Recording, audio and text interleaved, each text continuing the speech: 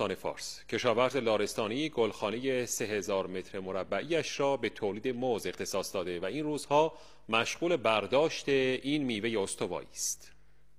آغاز برداشت میوه استوایی در جنوب فارس.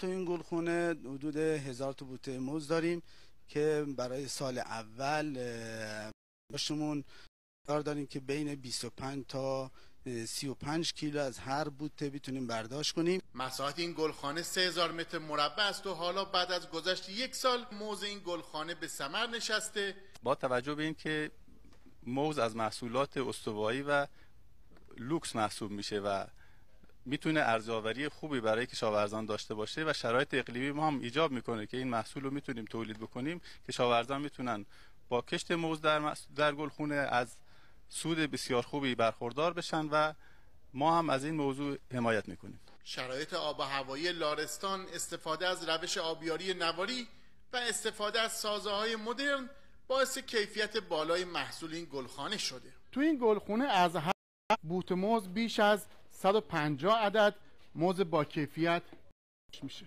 در هنگام برداشت محصول بعد از اینکه خوشه موز از تنه جدا شد، تنه موز قطع میشه.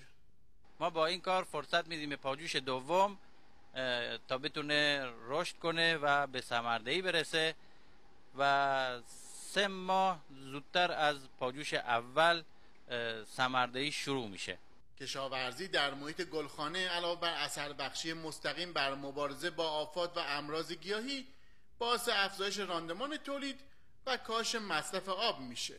با توجه به اینکه ما دارای 7 هکتار مجتمع گلخانه‌ای شهرستان زرندشت بخشی ضد خاص می باشیم، امروز بازدید از این گلخانه داشتیم که برای ترویج موز سال آینده ما 2 هکتارش کشت موز داشته باشیم در اون مجتمع.